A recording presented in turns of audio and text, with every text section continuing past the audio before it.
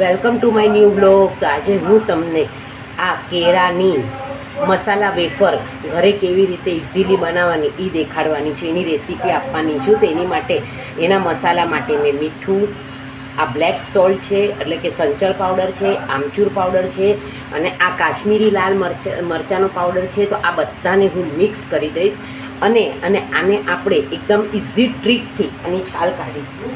આને એક લાંબો કાપો મૂકી દઈશું આવી રીતે. ખાલી છાલમાં જ લાંબો કાપો મૂકવાથી હવે એની આખી છાલ એક જ સાથે ઇઝીલી નીકળી જશે. તમે જોઈ શકો છો આની છાલ આખી નીકળી ગઈ છે. આને હું બે ભાગમાં કાપી લઈશ અને આપણે જે લાંબી વેફર આવે એ બનાવીશ. એની માટે મેં કોકોનટ ઓઇલ જ લીધું છે, જે આપણે યલો વેફરમાં લઈએ છીએ. આમ તો આ વેફરમાં આપણું સિંગ તેલ જ હોય છે, પણ મેં આમાં કોકોનટ તેલનો ઉપયોગ કર્યો છે. તમે જોઈ શકો છો આપણું તેલ ગરમ થઈ ગયું છે. અત્યારે મેં એને ફાસ્ટ ગેસ પર રાખ્યું છે. હવે હું ગેસ ધીમો કરી અને આમાં આ સ્ટીલની જાળીની મદદથી આમાં લાંબી લાંબી વેફર પાડીશ. તમે જોઈ શકો છો આપણી વેફર હવે તળાવવા માંડી છે. એક કેળાના મેં બે ભાગ કરી નાખ્યા છે એટલે આપણી લાંબી લાંબી થઈ છે. હવે આને સાવ ધીમા તાપે હું કડક થવા દઈશ, જેથી આ કોકોનટ મસાલા વેફર તૈયાર થઈ જશે. અને આ બધા મસાલાને હું મિક્સ કરી દઉં છું. મેં આ બધા મસાલા 1 ટીસ્પૂન જેટલા, 1 ટીસ્પૂન મેં મીઠું લીધું છે, પણ હું સ્વાદ પ્રમાણે મીઠું નાખીશ. આ 1 ટીસ્પૂન મેં સંચળ પાવડર લીધો છે, 1 ટીસ્પૂન મેં આમચૂર પાવડર લીધું છે અને 1 ટીસ્પૂન મેં કશ્મીરીમાં લાલ મિરચી લીધી છે. એને મેં થોડીક વાર માટે થોડીક વાર માટે આ વેફરને તળવા માટે મેં ફાસ્ટ ગેસ રાખેલો. હવે મેં સાવ ધીમો કરી નાખ્યો છે, જેથી કરીને આપણી વેફર ધીરે ધીરે હવે કડક થવા માંડી છે. આને આપણે એકદમ કડક કરવા દેશું, અને જેથી બહુ ફાસ્ટ ગેસ પર તળશું તો કલર ડાર્ક થઈ જશે, પણ અંદરથી નહીં તળાય. આપણે હવે થોડો થોડો આ કેળાનો વેફરનો કલર બદલાતો જાય છે.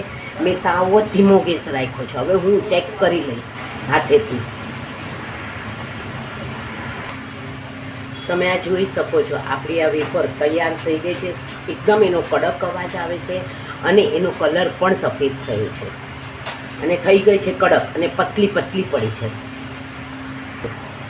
આ તમે જોઈ શકો છો એકદમ સરસ કડક થઈ ગઈ છે.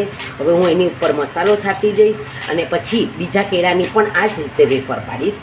હવે મેં અહીંયા આગળ તેલ થોડુંક ફાસ્ટ કરી દીધું છે, જેથી કરીને આપણે ફરીથી આપણું તેલ ગરમ થઈ જાય અને પછી આપણે એને એકદમ ધીમા તાપ ઉપર વેફરને આપણે તળી શકીએ. આ બીજું કેળુંને પણ હું અડધું કરી લઈશ. આની ઉપર મેં જરાક લીંબુનો રસ, એકદમ લીંબુનું આમ જરાક મસ્તું લગાડી દીધું છે, જેથી આપણું કેળું વેફર પાડતી વખતે કાળું ન થઈ. આ તમે જોઈ શકો છો. હવે આમાં હું કેળાની વેફર પાડું છું.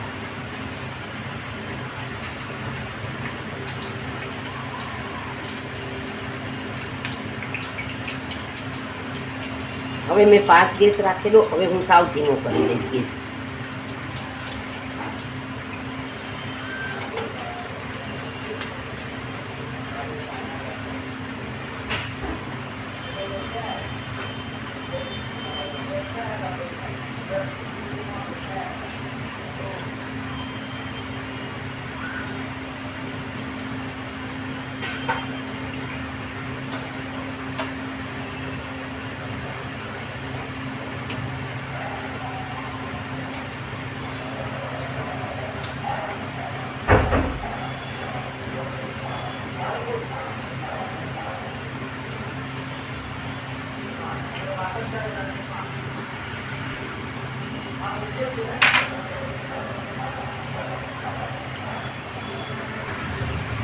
તમે જોઈ શકો છો આપણી એકદમ કડક થઈ ગઈ છે, સફેદ પણ છે. મેં સાવ ધીમા તાપે એને કડક થવા દીધી છે. તમે આ જોઈ શકો છો આપણી આ કોકોનટ મસાલા વેફર તૈયાર છે. આ ગરમ છે તો પણ એકદમ જ કડક થઈ છે, એકદમ સફેદ, એકદમ પતલી થઈ છે. હવે આને હું મસાલો પધરાવીશ એમાં. તમે જોઈ શકો છો આપણી આ મસાલા વેફર તૈયાર છે, coconut masala wafer. Thank you for watching my video.